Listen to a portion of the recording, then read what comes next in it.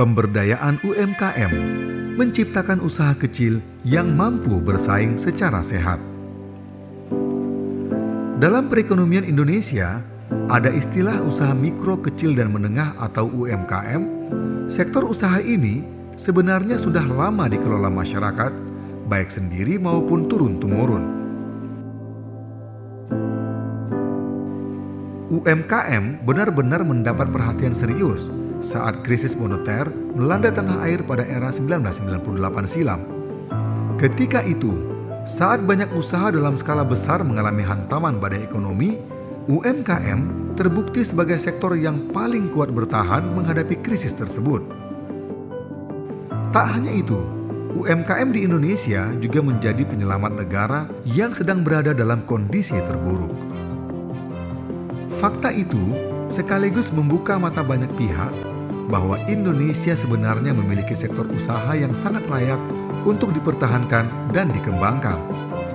Apalagi mengingat pelaku UMKM bisa dikatakan memiliki jumlah paling besar. Pemerintah bahkan memberikan perhatian khusus terhadap UMKM dengan disusunnya Undang-Undang Nomor 20 Tahun 2008 tentang usaha kecil, mikro, dan menengah. Bukti lain bahwa UMKM memiliki peranan penting dalam perekonomian negara adalah karena sektor UMKM merupakan penyumbang PDB terbesar serta paling banyak menyerap lapangan kerja. Kondisi ini juga menjadi perhatian bagi Dinas Koperasi Pemerintah Kota Pekanbaru, mengingat pelaku UMKM di Kota Pekanbaru juga sebenarnya tidak sedikit. Saat ini, ada sekitar 15.098 pelaku usaha UMKM dan di bawah binaan Dinas Koperasi Kota Pekanbaru.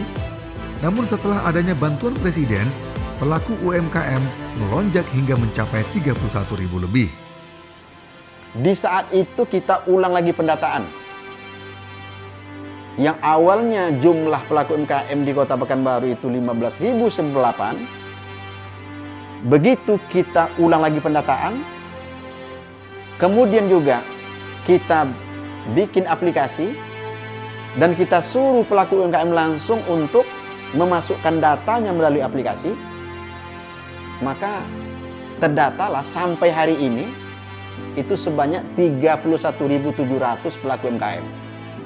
Dari puluhan jumlah UMKM tersebut, sebanyak 80% diantaranya bergerak pada sektor kuliner atau makanan. Dipilihnya sektor kuliner oleh para pelaku UMKM di Pekanbaru sebenarnya adalah sebuah pilihan yang logis. Hal itu mengingat aktivitas Kota Pekanbaru selama ini berputar hampir 24 jam. Kondisi inilah yang ditangkap oleh pelaku usaha sebagai peluang bisnis di bidang kuliner. Dari sekian puluhan ribu jumlah UMKM di Kota Pekanbaru, itu bermacam-macam jenis usahanya. Namun yang mendominasi jenis usaha yang dilaksanakan, yang dilakukan oleh pelaku UMKM di Kota Pekanbaru itu adalah kuliner. Sebab di Kota Pekanbaru ini itu aktivitas masyarakat itu mungkin 24 jam. Mulai dari pagi sampai pagi. Nah, apalagi malam hari itu aktivitas jual beli makan dan minum itu cukup tinggi.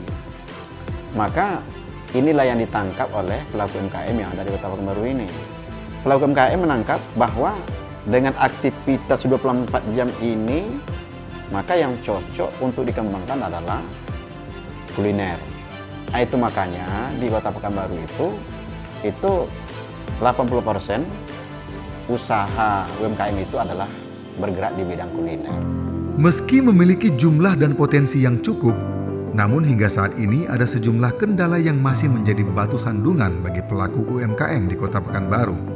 Dari pengamatan dan telaah Dinas Koperasi Kota Pekanbaru, kendala tersebut adalah terkait permodalan dan tempat usaha seperti warung atau toko yang representatif. Selain itu, promosi terhadap hasil usaha pelaku UMKM di Kota Pekanbaru juga masih butuh pembenahan yang lebih serius. Sebab, promosi merupakan salah satu ujung tombak untuk membuat produk jadi laris di pasaran. Kondisi ini juga tidak terlepas dari kondisi sumber daya manusia atau SDM, khususnya dalam penguasaan teknologi informasi. Pada era seperti saat ini, di mana media sosial telah menjadi bahan konsumsi masyarakat, sudah selayaknya UMKM di Kota Pekanbaru juga memiliki tenaga ahli di sektor ini untuk mendukung perkembangan UMKM di Kota Bertuah supaya menjadi lebih tajam lagi di pasaran. Terkait kondisi ini, Dinas Koperasi Kota Pekanbaru terus mencoba melakukan sejumlah langkah dan terobosan untuk mengatasi sejumlah kendala tersebut. Salah satu di antaranya adalah terkait permodalan.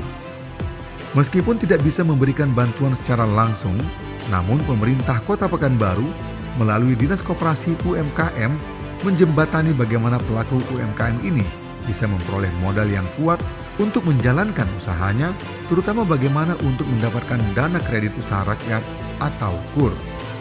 Jadi ada beberapa kendala sebenarnya apabila dikaitkan dengan UMKM di Kota Pekanbaru. Kendala pertama tentu permodalan. Itu yang pertama. Di Kota Pekanbaru ini, apalagi pelaku usaha mikro, modal sangat minim.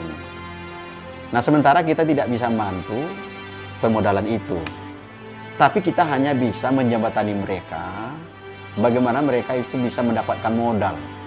Terutama membantu mereka untuk mendapatkan dana KUR yang ada di setiap bank.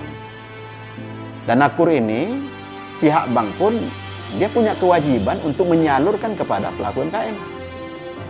Dan apabila ini disalurkan, tentu pelaku UMKM yang minim modal, dia bisa mendapatkan modal melalui dana KUR ini. Ini yang kita lakukan untuk membantu mereka, menjembatani mereka bagaimana mendapatkan itu untuk menyelesaikan dan memberikan solusi tentang permasalahan permodalan yang kurang itu. Langkah lain yang dilakukan oleh Dinas Koperasi adalah penguatan dan pengayaan pada sektor SDM para pelaku UMKM.